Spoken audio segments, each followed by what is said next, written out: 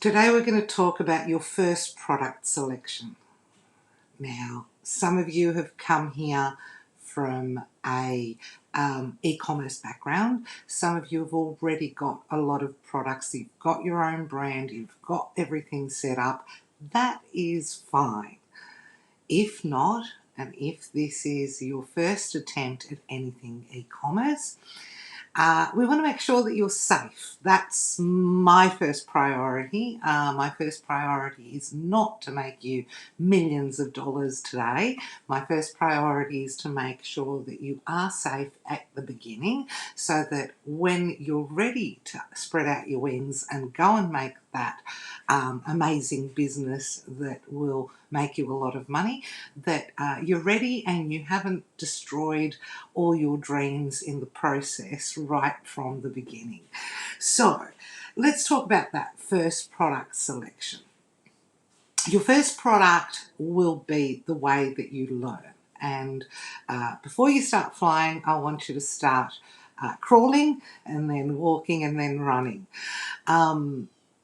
You could potentially find an amazing product, and I'm not going to rule out the fact that you can make a lot of money out of that first product. And we've got some amazing examples in this group of people who have started out with just something to list on Amazon, and that something turned into a $30,000 a month product.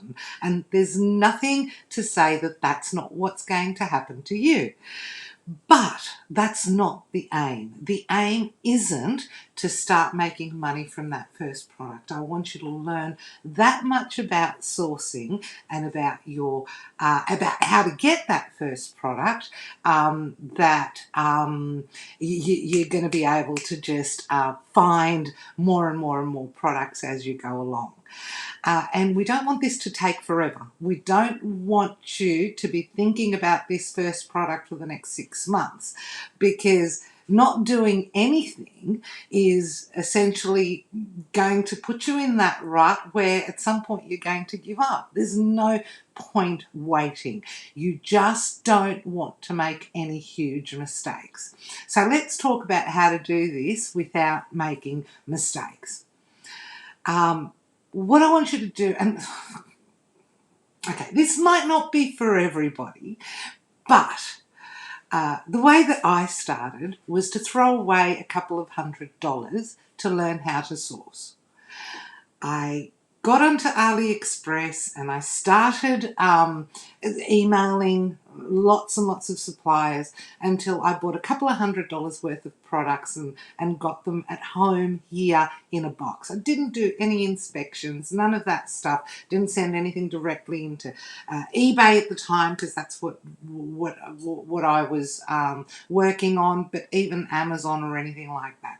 I didn't do any of that. What I did was I bought a couple of $100 worth of products, and quite frankly, I'd spent a lot more than a couple of $100 on other silly things that same month, so it wasn't a huge deal for me. If it is a huge deal for you, then you might want to rethink the whole process.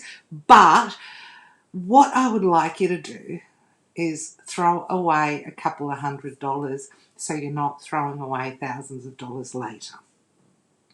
So the aim is to throw away that couple of $100, get your products, learn how to source, list the product, list one product out of the couple of $100 worth of units of different things that you've gotten, and sell it on Amazon, as well as explore other marketplaces, explore your own website, see what works for you in e-commerce, and try and figure out what the best way is for you, the way that the kinds of products that you love to sell, and the way that you work.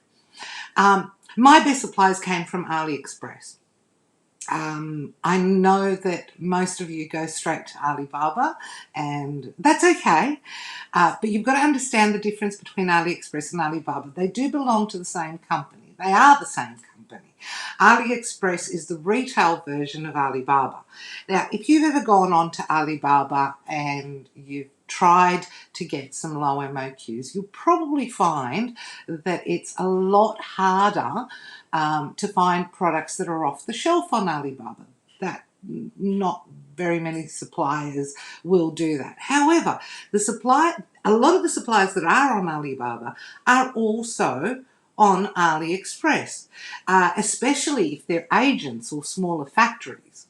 So what you could potentially do is go to that one retail listing on AliExpress that could potentially have an MOQ of 1 unit. So the MOQs are much lower on AliExpress because it is the retail version, right? So you go to that one listing where you find that one product where there's just, you only need to buy one, right?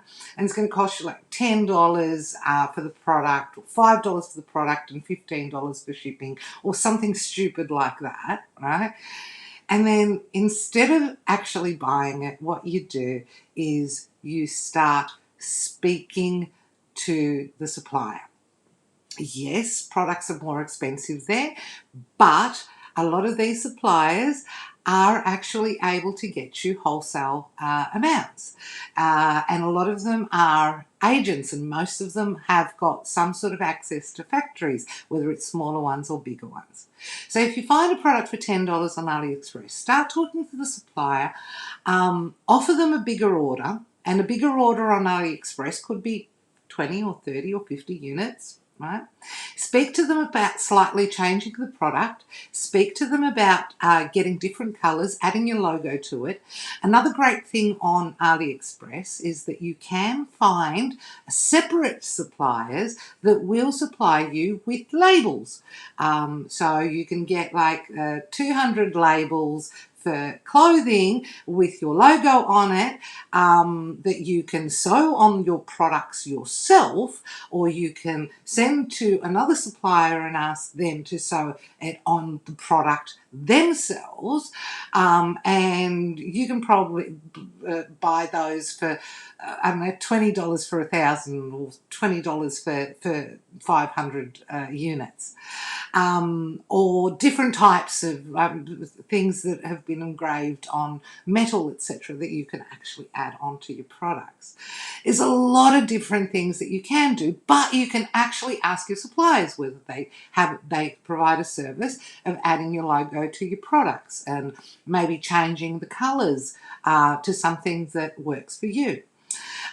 Don't worry about your email address on AliExpress and Alibaba. A lot of new sellers ask me silly questions like, oh, should I create an email address through a domain name that associates me with a sourcing agency or something like that? None of that is necessary.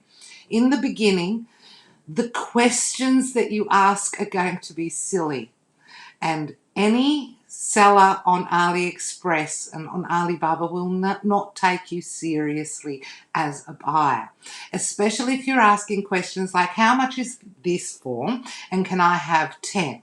So what you need to do is to establish yourself as a buyer, as a serious buyer, not by means of your email address, that is totally irrelevant, but more in terms of the types of questions that you ask. So how do you do that? The way that you do that is you start with a seller, you get onto AliExpress, you find 4 or 5 sellers, 6 or 7 sellers. Bear in mind that you will not be getting replies from all of them at the beginning, especially when you're asking the silly questions. So ask some questions, ask some really stupid questions about the product.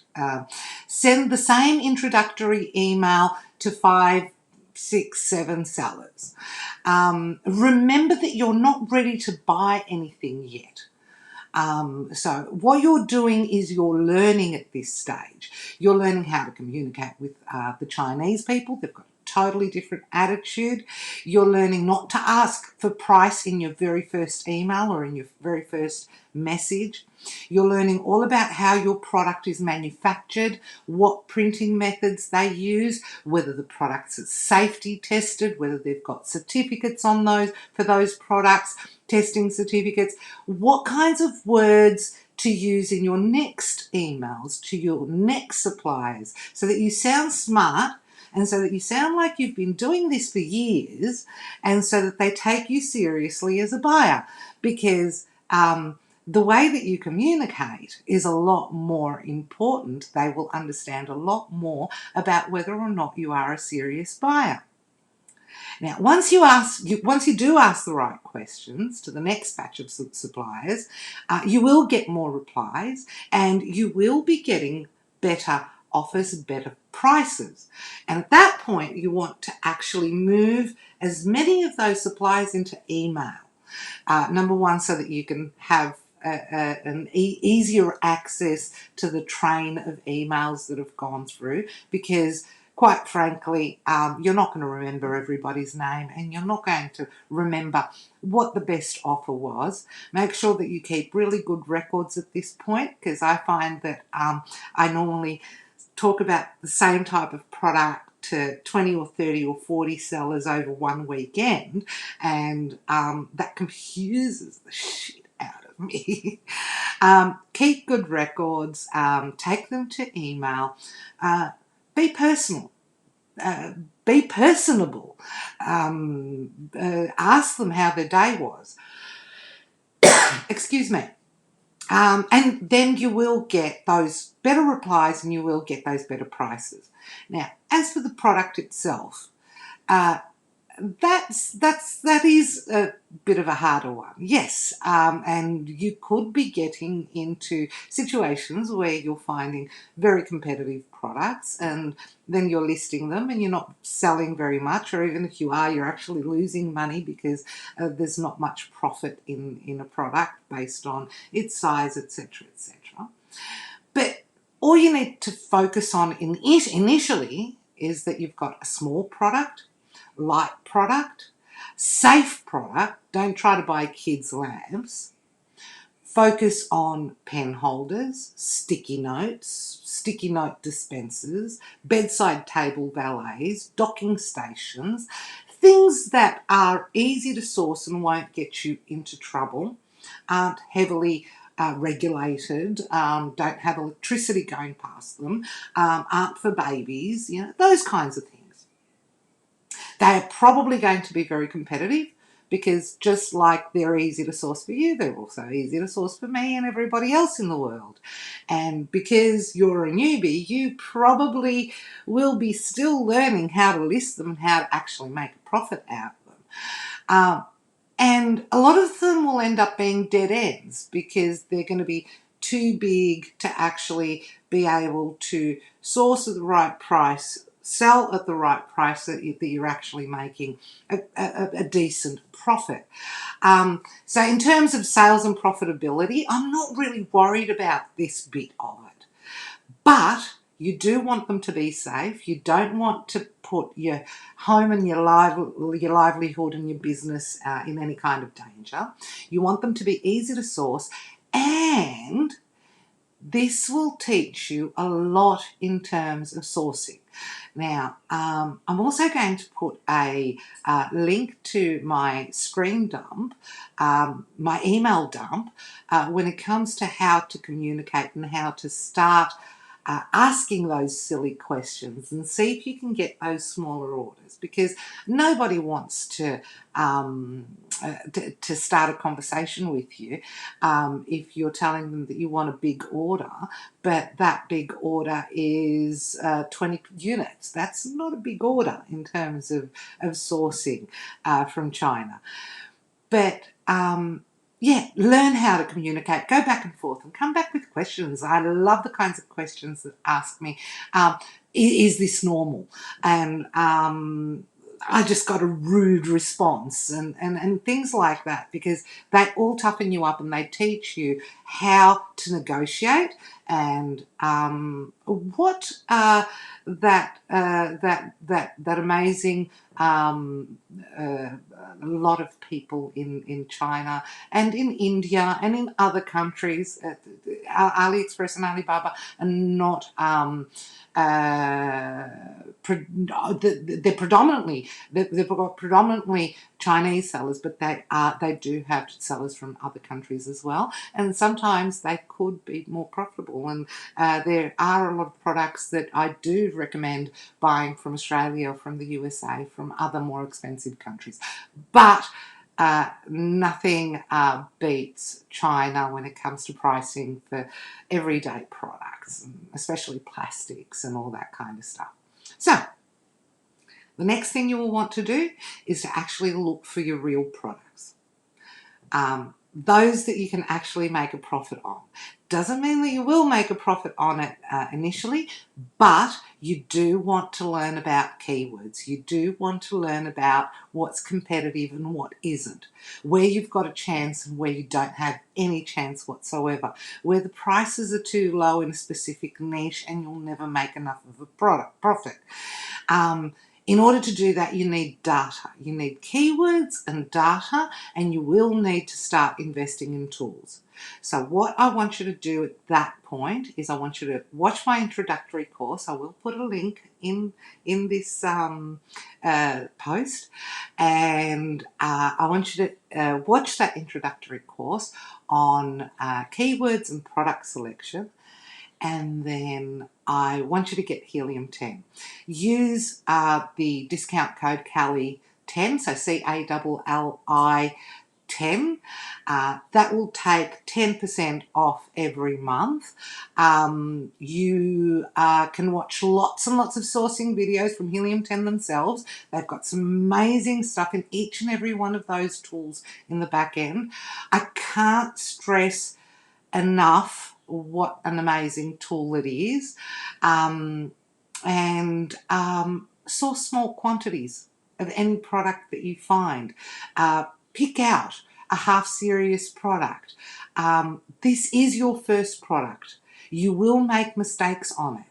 And the mistakes that you make could prove to be really, really costly if you've actually invested 20 grand on it. I want you to invest smaller amounts of money on your first product, larger amounts of money on subsequent products. Make your biggest mistake on the tiniest investment and keep on making bigger investments as you go along and as you're reinvesting in your business. And at that stage, hopefully, you'll be making a lot less mistakes and you'll be making a lot more money.